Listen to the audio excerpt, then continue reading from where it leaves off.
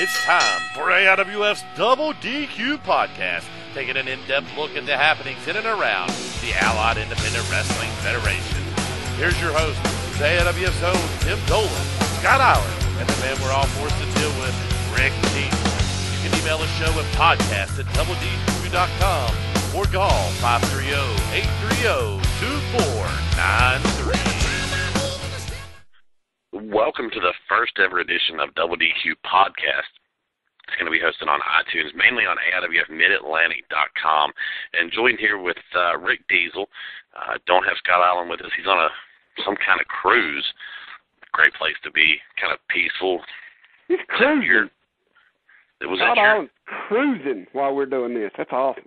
Good for him. Was that your suggestion, the rest and relaxation?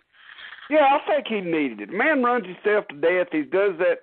He does This Week in Wrestling, which is at thisweekinwrestling.net. He's not here to do it, so I'll do it.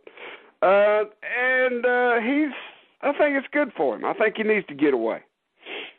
Oh, I agree, and it definitely. I saw his post just a few minutes ago, and fans listening to this, tuning in probably at Sunday night at 9 o'clock Eastern Time, will notice that it's not live. There's no chat room now, and there's no way to make a phone call. So it's going to be a different podcast, Rick Diesel. It won't be a full hour tonight, but I think the big focus is next week we'll have some guests on the line with us, do a holiday edition of Double DQ Podcast. So it's going to be interesting to see where Double DQ ends up before it's over with. So big I news think it's out of going to be line. interesting. I'm excited. I mean, we lose the chat room and some of the calls, but the total chaos is not quite as bad. So, and we can cover a lot of things. You know what I'm saying, without having to stop to listen to people babble to the point you just want to smack them. Are you referring to the spaceship? Anybody, all of them. I mean, you know what I'm saying? Rob McBride coming on and just babbling about whatever redneck thing he's got going on, whatever toenail he's clipping or not clipping this week, and Chuck King coming on and just babbling about whatever in general, and Robbie Evil, they let him get a hold of a computer for some reason every Sunday night around 9 o'clock. I don't know what the deal that is, and whoever. Hey, he knows how to type the word winner, though. He does. It's amazing, but once again, I think the podcast is going to be a good thing because we can get on topic and we can, by God, stay on topic. Well, absolutely, and a lot of new features coming. I mean, I know one of them that the producers have discussed is, the fact that they're going to let you have a open mic. Yeah, but not tonight. No. Tonight's just kind of a break-in. Tonight. Well, and tonight's a break-in by all means, but one big thing that's coming out of this, Rick Diesel, and we had to turn the I want to call it the filters up on WDQ radio, and every time we got somebody in, especially Chris Dice, it was the language. So we're finally going to be getting back to a well, you know what that comes from, don't you? Right? You know what that comes from? The language like that, lack of raising. I thought it was inbred. Well, no, it's just lack of raising. His mama didn't love him enough, and his daddy didn't beat him enough.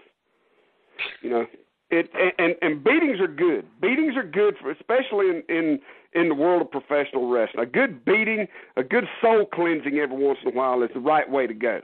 And I know, Tim, I've told you, everybody, I'm on this path.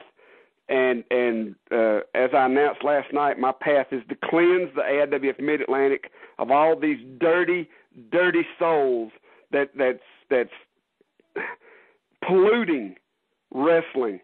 And I'm starting with the AIWF Mid-Atlantic. I think it's the best place to start because you got these dirty, nasty, just disgusting people like Rob McBride and Dick Foley and Dysfunctional Disorder. And these guys, they're just a blemish on the face of professional wrestling, and something has to be done. And now with the help of the great and wonderful team that I have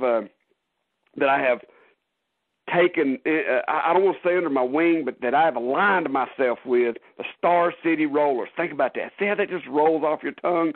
The Star City Rollers with Jenny Janetti, the queen of AIWF Mid-Atlantic, the high priestess of pain and suffering in AIWF Mid-Atlantic. And it's time for us to start the cleansing. It's time for us to start the reformation of wrestling in Mid-Atlantic states of this country. Well, and, you know, I was there last night, and I witnessed what went down. And, I mean, Chuck King and Robbie Evil left laying in the ring, referee Darren thrown outside of the concrete. Team Throwdown just sitting back in awe and shock as Star City Rollers regained those AIWF Mid-Atlantic Tag Team Championship titles with a little bit of help from you and Jenny Janetti, but that's not the thing that concerned me the most, Rick Diesel. I mean, listen, for 2 weeks, 3 weeks almost, Scott Allen and myself both have said, you've got something up your sleeve. We didn't know what it was, but the only thing I can't figure out is why the Star City Rollers? Why Jenny Janetti? Why the three of them, the ones that was against you in War Games? Why those three? Why not those three? I mean, think about it. Look at the punishment that Jody Osborne took in War Games. He was bleeding profusely, and he kept coming back. He kept coming back. And Jimmy Janetti, do you not know who Jimmy Janetti is? Jimmy Janetti is one of the originators of violence in the ECW. He is one of the guys who planted the seeds that sprung, that grew into the Sandman, that grew into Tommy Dreamer, that grew into Sabu. He was one of the original cultivators of the farm that became ECW. He helped till the soil. He helped plant the seeds. He helped fertilize that company into what it was. Do you understand? Why not Jimmy Janetti? And Jenny Janetti, my God, she is carrying the genes of the Janetti family. Do you know what I'm saying? And she can be so deceiving. Who better than a woman to help nurture the violence that's coming to the AIWF Mid-Atlantic? Do you understand, Tiny Tim? So why not the Star City Rollers? You remember how Jenny Janetti, she came in. You speak of War Games, but think about how Jenny Janetti, the determination in her mind and in her soul when she came into that double cage back in August, when she came in 2 rings wrapped with 2 cages, and she came inside those 2 rings in the middle of 12 men fighting for their lives without fear. And she came straight for me, and she held me, and she wrapped her legs around my throat till I nearly passed out, to allow Chief Atakula Kula to give me, as they like to refer to, the stink face heard round the world. Jenny Janetti, no fear. So why not the Star City Rollers? You ask why, I ask why not. Well, and maybe this question is for Jimmy or Jody or Jenny in a later podcast, because, I mean, it's obvious at War Games the hatred that they had in their hearts for you, Rick Diesel, and the Old School Mafia. I mean, it's obvious. I mean, look what you put Jimmy and Jody and Jenny through leading up to War Games. And it just shocks me that they're able to just, well, let me back up a minute, because it doesn't shock me at all after seeing the turn of events in Virginia with the way that the fans react to them. Maybe the fans knew more about Jimmy and Jody than we knew in Mount Airy. Maybe that was their true side that's just coming out in Virginia. Maybe they just were. Or maybe the plot the web that we've been weaving started before 2 weeks ago, or before 1 week ago, or before 2 days ago. Maybe the plot that Rick Diesel and the Star City Rollers were, the web that we were weaving started 2 months ago, 3 months ago. Maybe it started right after War Games in August. Who knows? Who cares? All that matters now is that the tag titles are around their waist where they belong, and this family that I am building, the regeneration of the family that we're going to form, is going to it's going to reign supreme like you've never seen in the Mid-Atlantic area. Wow. Well, and not to change, but going into the results from last night, I mean, what a night at the Mid-Atlantic Event Center. Absolutely packed house, standing room only. Great problem to have as a professional wrestling company when it's standing room. Bad problem when you run out of chairs, by all means. We'll have to work on that. But James Anthony remains undefeated as his, debuted back in September. He's remained undefeated in singles action and cruiserweight action in the Mid-Atlantic, defeating Kid Lightning last night. James Anthony, quite the upstart, we'll call it this year. And in his bid for that Crazy 8 spot, one of those Crazy 8 spots this year, coming up in March on 2013. And you know what? I have to give this kid that wrestled James Anthony last night, I have to give him credit for being willing to or on loan from whoever they got him from, or just his willingness to come in and allow James Anthony to just smack him around the way he did. Good move on that kid's part. Well, James Anthony did do some smacking around last night, and the MT Hoss announced later on in the night, February 2nd, Rick Diesel, and you of all people will probably enjoy this one, but Capital Punishment Warzone comes to Mount Airy at the Mid-Atlantic Event Center, 131 Hellman Way. Capital Punishment's been around for years and years with the AIWF. You've seen your day in many of them, but Hey, we had it first, Vince. So suck my butt. Hey, what is the deal with the language on it? I mean, I know we had an issue with the Chris Dice, but I mean, can I tell Vince McMahon to suck my ass? You can tell him whatever you want. We just have to make sure we code it right on the end of the podcast to make sure we tell people if it's PG-13 or whatnot. So. Well, I think it should be. Even though I'm on a path of righteousness here, I'm still me. Deep down inside, I'm still me. So go ahead. Continue. Well, and Capital Punishment, appropriately named Warzone this year, Rick Diesel. And, Gunner's coming in. TNA Impact Wrestling superstar Gunner will be there. Every day it's set out in stone right now. He's up against the AWF Mid-Atlantic Heavyweight Championship. He's going to get a shot at that gold. And I hear that Gunner in the next week or two is going to have some words for the AWF World Mid-Atlantic Heavyweight Champion, so we're going to have to listen to that. But also that night, after winning against Kid Lightning last night, James Anthony secured a spot in the AWF Mid-Atlantic Cruiserweight matchup. That title's been gone for about 8 months now, been vacated by an injured Ethan Case. But he secured his spot in it last night. Bobby Yella, his opponent, in a ladder match. Wow.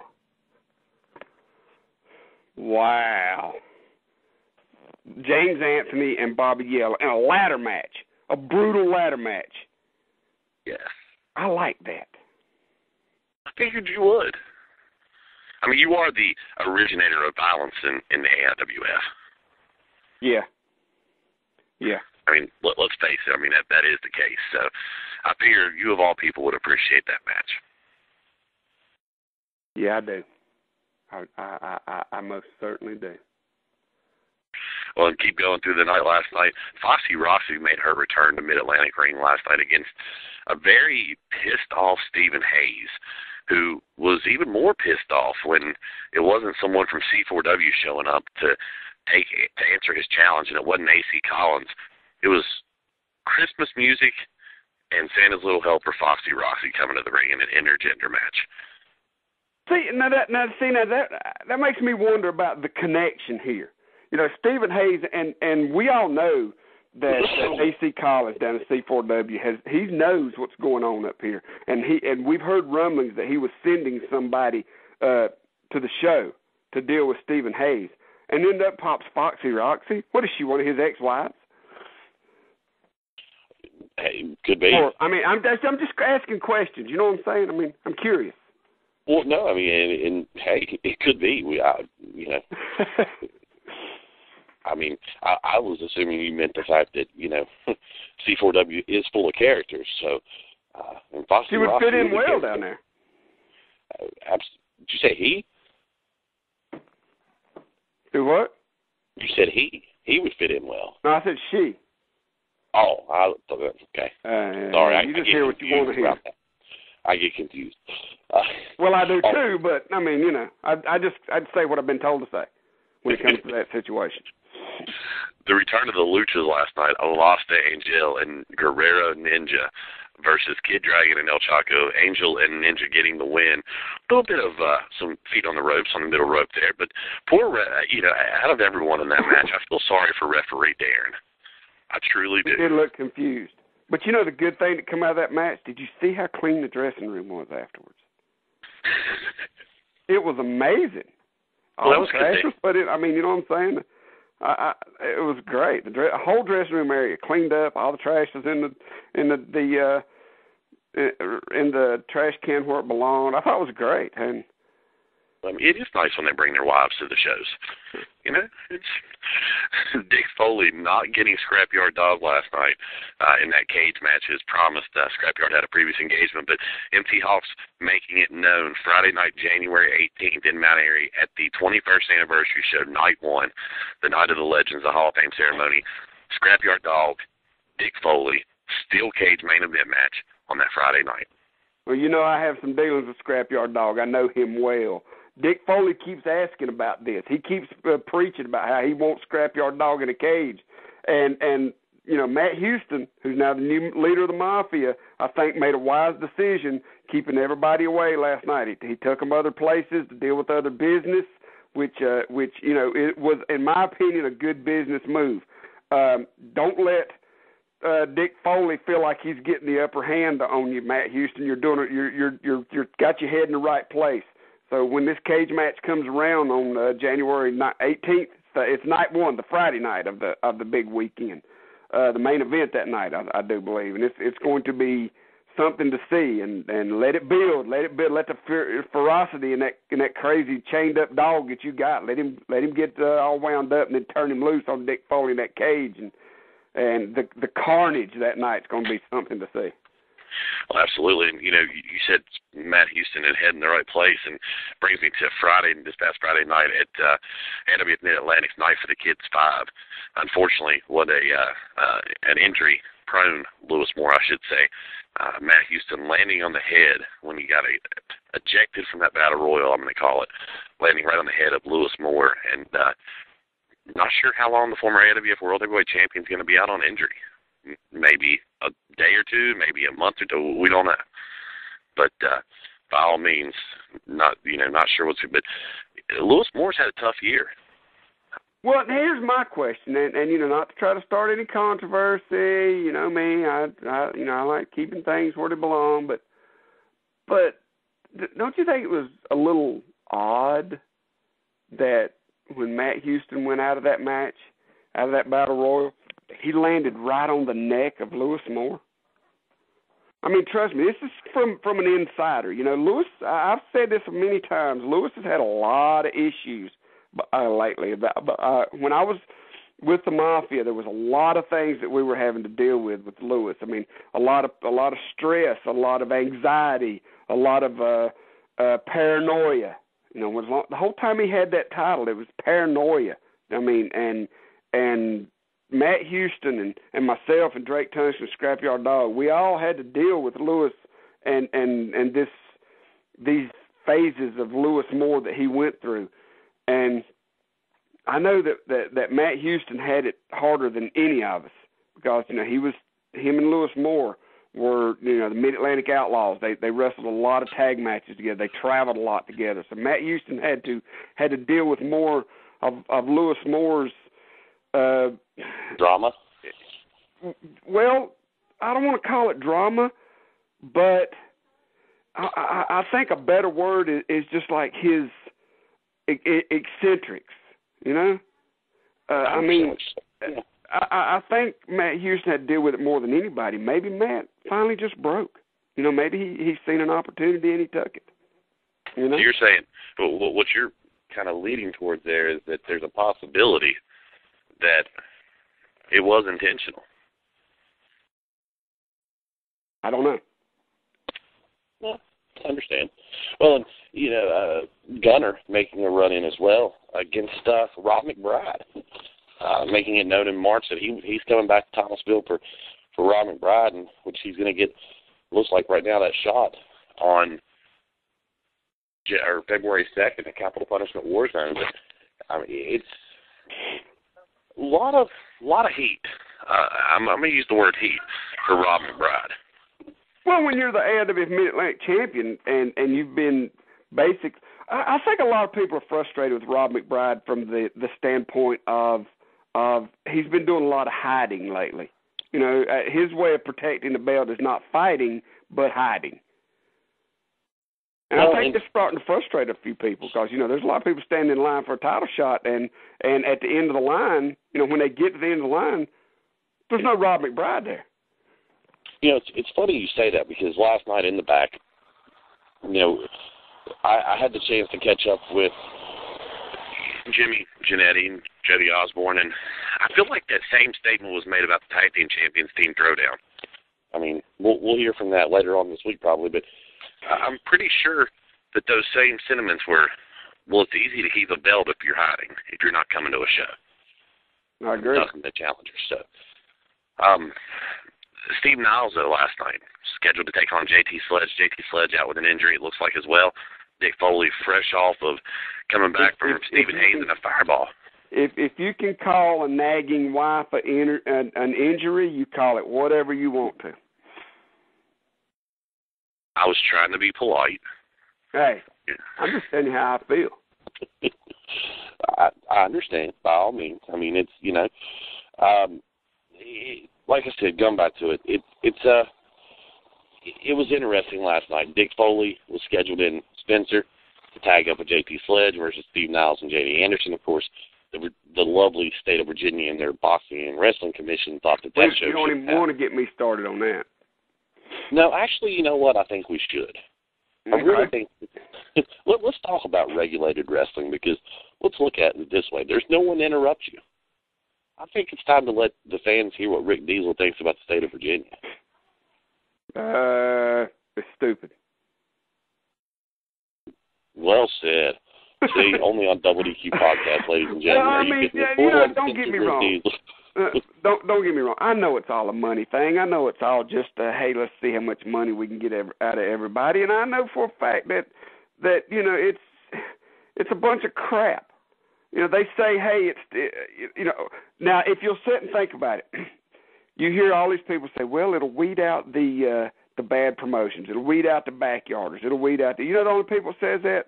People who already have license in the state. Yeah. That's the ones who say it. But you know, in reality, it don't weed out anybody. There was somebody started a rumor that there was going to be a commission coming to the state of North Carolina, and I sat and read that, and I was like, you're joking, because he was saying, well, it'll weed out the bad promoters, it'll weed out this, it'll clean up it won't clean up nothing. Virginia didn't clean up nothing, because you know what, it's regulated, but it's not. It's regulated to the fact that they have to have money for an event license, they have to have money for a promoter's license, they have to have taxes. That's the only thing it's regulated. It does not regulate anything else. Oh, they tell you, well, yes, if somebody gets busted open, you have to stop the match. Well, that's all just, that's all just formalities right there to make it look more legit. The thing about it is I don't give a rat's ass who you are. I don't care what you do. You can be as backyard. You can have a show in your backyard for all they care because it don't regulate whether or not the show's in a building or outside a building. You know? I agree. You just give them an address and say, hey, here's where we're running our show. And as long as you send them the money, they don't care. As long as you follow their regulations and their guidelines of this, that, and the other thing, they don't care whether your wrestlers are trained or not. Trust me, I've been on shows where the commission showed up and didn't even watch the show. They were too busy sitting back in the back collecting money from the wrestlers who needed license for that show. So, I agree. You know, let's don't play the game of it's going to clean up wrestling. Let's don't play the game of it's going to regulate this and regulate that. The only thing it regulates is the flow of money. That's it. I agree full-heartedly, and you know it's something that truly separates you know, they talk about it separating backyards and this and that. No, it separates. All it does is takes away from the fans enjoying wrestling. Yeah, the only people that it hurts are the fans. The only people that it helps is the government. And my whole thing about, hey, and if somebody from the commission hears this and say, oh, well, we don't need to give Rick Diesel a license, thank you. That'll just mean I don't have to drive to Virginia for a show. Save me gas money. Yeah, but they'd have to revoke your license that you currently have. So, yeah, who cares? You know, Yeah, exactly. I mean, oh, I'm sorry, you're not going to let me wrestle in the state of Virginia? Oh, I guess all the fans will just have to watch me on the Internet. Or on the local TV that we still have up there that's running reruns from the last time over Exactly. there, so. I mean, the only thing you'll do to me if you don't let me have a license in the state of Virginia is save me the gas money from driving up there. Oh, I agree. And you'll, whatever town I'm going to that the wrestling event would be in, you'll just hurt the local economy by them not getting my dollars that I would spend for gas in their neighborhood or for food or for a place to stay if it was far away. So along with the other wrestlers and fans that would be coming to that local community to spend their money locally. So go right ahead, the great state of Virginia. Regulate on. I kind of like this podcast format. I sound like Scott Island, who, by the way, you know what's ironic? Scott Island is on a cruise. A guy named Island is on a ship. Ha Well, and I don't know if you've kept up with his ramblings on Twitter this evening or not, but he also feels like he's the youngest person on the cruise. I guess they got a good deal on a cruise, and they're literally the youngest people there. Oh, so. Good for them. Well, hope it's not one of those crazy wild cruises. You know, who knows? He may be up all night in a conga line with. He will be the only person in a conga line without a walker. He may very well be. One of the things we wanted to focus on with this podcast, and we haven't really had that chance to on the radio show, and was to kind of go around and see the ins and outs of the AIWF and make it more. We have to concentrate a lot on Mid-Atlantic, but we're from the Mid-Atlantic, and I'm sure that's what we'll do, but I'm pretty sure we're going to look at what else is going on around the AIWF, right? We are, and let me go on and knock that out of the way right now. At the beginning of the show, there's a number. Make sure you call that number. Leave your results on that number. We'll do live reports right there from your voicemail. We can plug them right into the show now. I've got them there. Also, you can still email them, tim@AIWFwrestling.net. We're going to have everything going. We're going to have a doubledq.com, I think, or I don't know. There's going to be a domain before it's over with. But I did get some results emailed in from the weekend, and going down to Georgia, Deep Southern Championship Wrestling, great new affiliate out of AIWF. It's run by a great company down there, former NWA affiliate member down there as well, and which I read some interesting stuff about that this weekend too. But we'll stay away from the NWA. Cyrus the Destroyer. Why not? Everybody else does. All right, since you've done it. The post I read was simple. You know that NWA got new World Tag Team Champions last night. Did they? Haven't heard. Yeah, from Texas. Oh, okay. You know where their heavyweight title is. Yeah, and their office is. So, okay. Right. So the post was made, and I know it was made on the AIWF Wrestling Facebook, and we've tried to tell people to avoid taking stabs at the NWA because we don't want to get in the battle, but I guess we're there because it was flat out told, book the AIWF champions, the only true champions that travel, unlike the NWA World Texas champions. Wow. Hey, you got to give Chief Attacola props, man. He does travel. He goes everywhere. I mean, he's the most traveled AIWF champion in the history of the company, and you got to give him props for that. I mean, I don't care much for the guy. I mean, because he really needs to wash his ass. But I got to give him credit for really putting miles on that belt. He truly has, and defending it. Well, it's out there now, so we'll go on. The main event of the anniversary show on Saturday night, January 19th, AIWF World Heavyweight Champion Chief Attacola versus the North American Champion Diafola Dabasi, the Yemen Terror, with Saddam Sims as manager. But Diesel, I don't know if you've seen the video yet or not, but I've done a coin toss last night. I've seen it. Dabasi won the toss.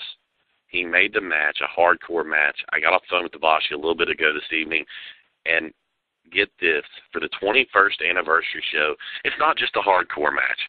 It's an AIWF hardcore match. Wow. And you know, I mean, think about it.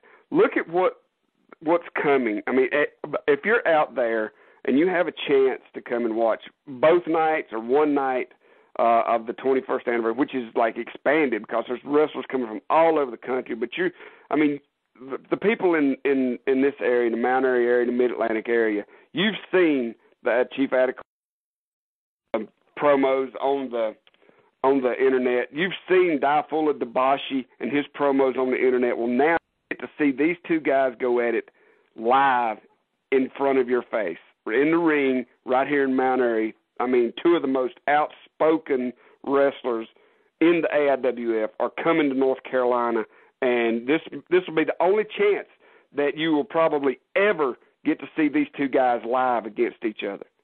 So you need to be there on Saturday night, January the 19th. Well, and, you know, those two guys are going to tear the house down. There's no doubt in my mind.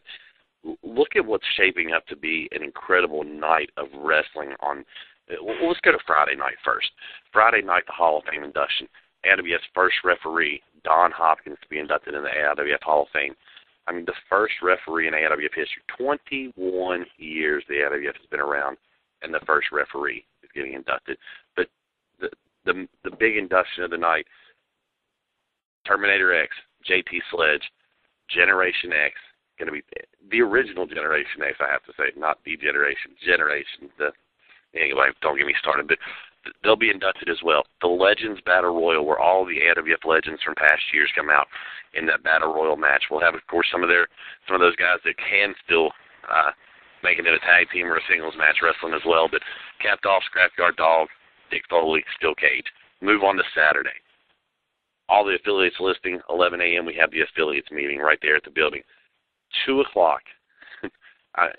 You've had your issues with this Man Ray Diesel, but who better to learn this business from if you're a professional wrestler than Ricky Morton? $20 seminar, 2 to 5. If you're an up-and-coming wrestler, if you're a wrestler that, I mean, we've had people say they're coming that's been in the business 15 years that want to learn from Ricky Morton. They wouldn't miss this opportunity. $20 gets you 3 hours with Ricky Morton in a seminar. Well, you know, and think about it.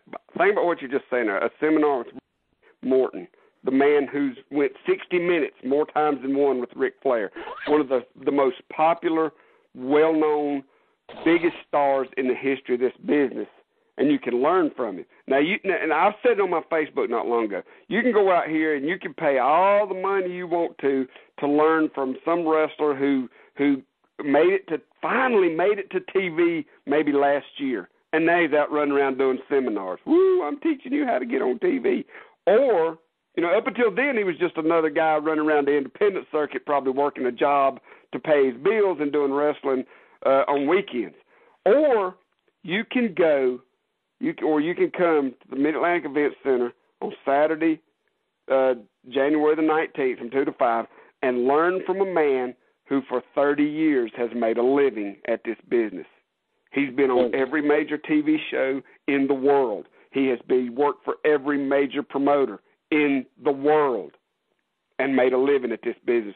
56 years old and still making a living at this business. Now, you tell me, who knows more?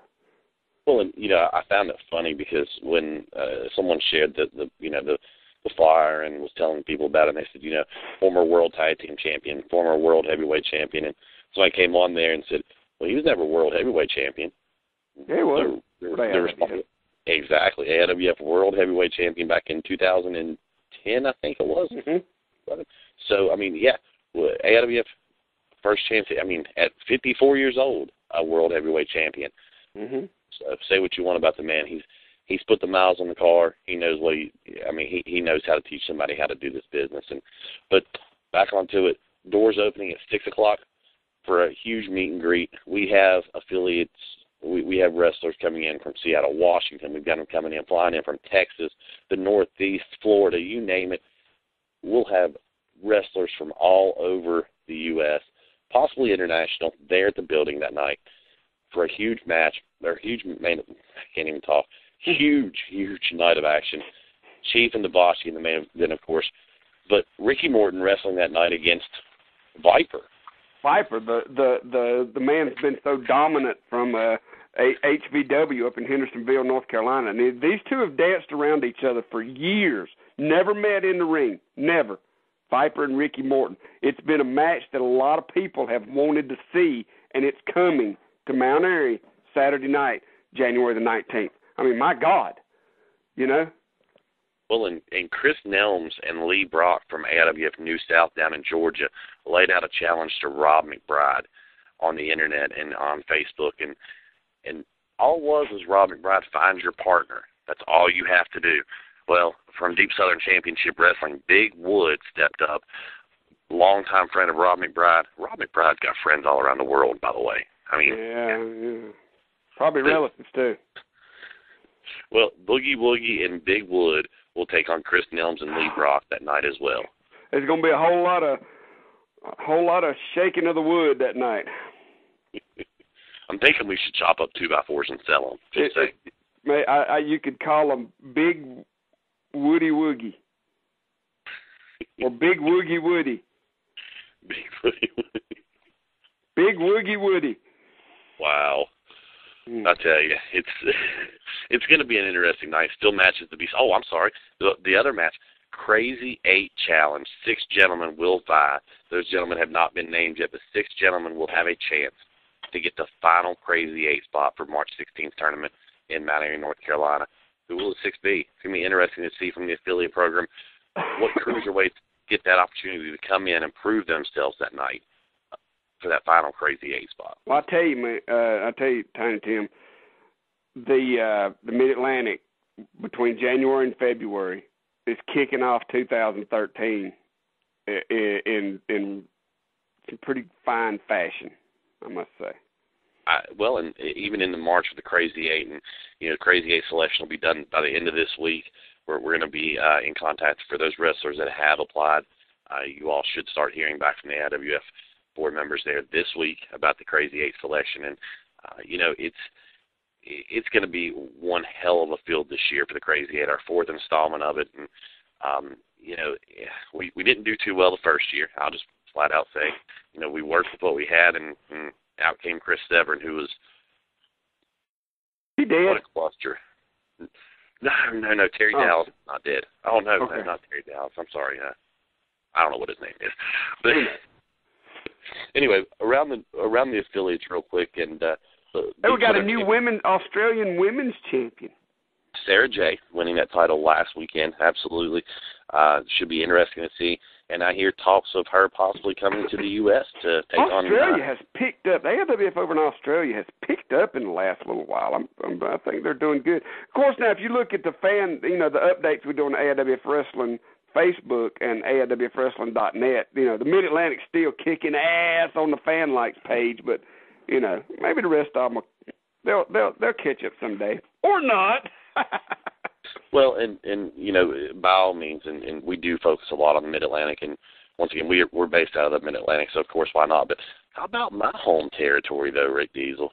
AIWF Tri-State. Them boys went from last to second like a streak of lightning. I have to give them big credits out there, too.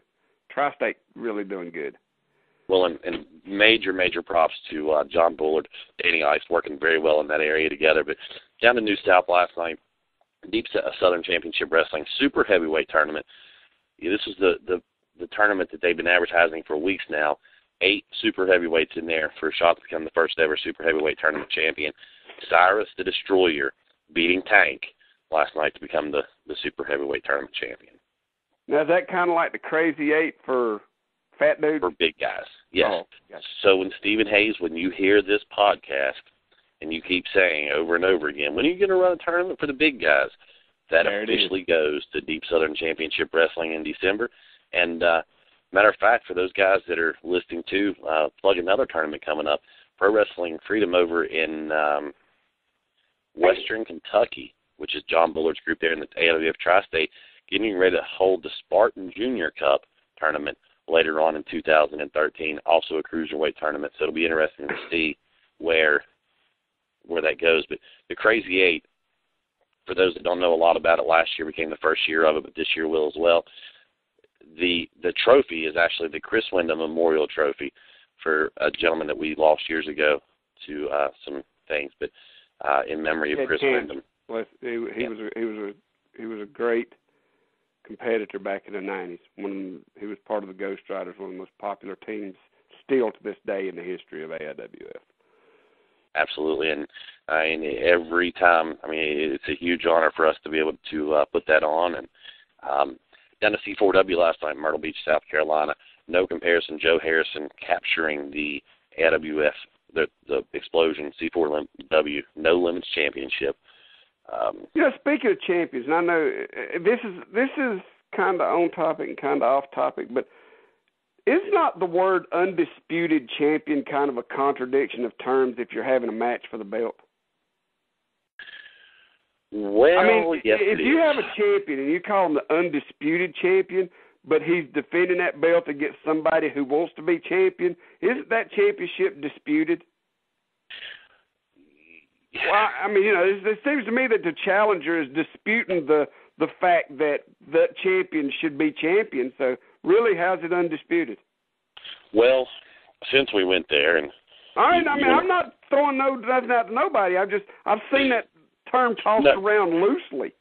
Well, the reason behind the undisputed championship match last night, just so you know, and this is what I'm gathering from. Was there one last night? Yes.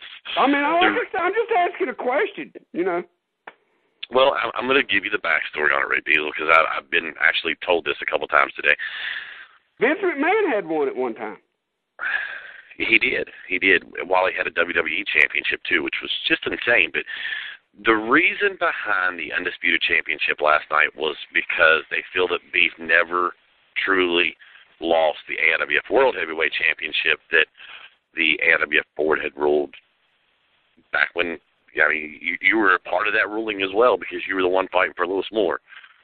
So they were billing Beef as the true AIWF head champion. So that's where the setup was last night with Anaconda Matt Houston versus Beef, Pure Pro Wrestling Championship versus Beef, the uncrowned AIWF World Heavyweight Champion. Anaconda Matt Houston walking away as the undisputed champion last night. We allow our affiliates freedom. Well, now, is he just undisputed until they have another match for it? Because then somebody will be disputing the fact that he's champion again, right? Yeah, that's a good point. you're the one that took it there. I was just talking about the word undisputed. Well, I was just helping answer the question. Okay. Very successful show there, though, last night in Pelham, North Carolina for Pure Pro Wrestling Packed House as well. Seems like all the reports I'm reading from around the weekend in AIWF affiliate shows, they had a packed house. And how about this? The return to AIWF wrestling rings down in C4W last night, the Bravado brothers, the boys that were literally brought up in an AIWF ring, made the return last night against I don't even see who they wrestled, but they're back in an AIWF ring, so we'll see where that goes. But I think that's about all the news I've got for this week. Well, I'm actually surprised it went as long as it did. I figured this would be a short show this week, to be honest with you. Well, next week we're going to turn it into news mode. Hopefully we'll have Scott Island back next week to... From the islands, Scott Island. And we'll have a lot more news, and I'm sure that this thing's going to turn into having spots for guests, and I'd like to have guests on here so that we can grill them about what's going on all over the AIWF, because this is truly a podcast that is sanctioned by the AIWF, that is backed by the AIWF. So I'm sure whatever I say that offends people, you'll get in trouble for it, but I don't care. Well, and I'll bring that up as well. This week in wrestling, Scott is wanting to move towards a wrestling news show. So for those listening in, and Scott and I have had this discussion, and I'll fill you in as well. This week in wrestling, we fully support. We want you to go listen to it by all means. It is not a sanctioned show by the AIWF. This podcast is the official one. So please send in your news information, all of that, to the voicemail at the beginning of the show. I'll play it again at the end of the show. Also, you can email all your information to Tim at AIWFwrestling.net. Hopefully we'll be able to start getting some format going next show, and we'll I promise I will give it a week before I give my opinion on the exploitation of the tragedy in Connecticut. Yeah. Out of respect, I'll give it another week. Understandable, by all means. So, anything else before we? Huge New Year's Eve show. I got to dive into that. A couple of weeks. Live band, Mid-Atlantic Event Center. Be there, dancing. You might see Rick Diesel cut a rug. Or I might dance as well. Well, and you'll have not only Rick Diesel there, Star City Rollers, Team Throwdown, Posse Rossi, Bobby Yella making his return to Mount Airy. But 7:30, I think it is, to 9, we have Pro Wrestling. 9 o'clock to 11, we got Cottonmouth Express, a huge cover band there from the Mount Airy area, playing pretty much anything you can think of, oldies to everything. Good, clean environment for the kids, family-friendly, $5 for adults, $20 for an entire family pass will get you in for the night. No alcohol, safe environment alone, and a DJ. So that'll be interesting to see. Maybe we can get you behind the computer as a DJ. Can I go on Facebook from it? No. Oh, no. What do I want to be behind a computer for? Well, we just, let you have some musical selection or something. Oh, okay. Shoot, yeah, man, I love a little Beethoven. Beethoven, wow. I figured you'd play something with monks chanting or something. You never know. Well, that's going to do it for this week of Double DQ Podcast. On, I can't say it no longer on Go Fight Live TV, so on AIWFMidatlantic.com, iTunes, make sure you subscribe, and we will keep the feeds up as well on TalkShoe.com for a while until we can get people switched over. So for Rick Diesel, Tim Dolan saying, see you next week. You've just finished listening to another edition of AIWF's own Double DQ Podcast. Make sure you give us your thoughts, suggestions, comments. Email podcast at doubledq.com or leave us a voicemail at 530-830-2493. That's 530-830-AIWF. We'll be back next week, fans.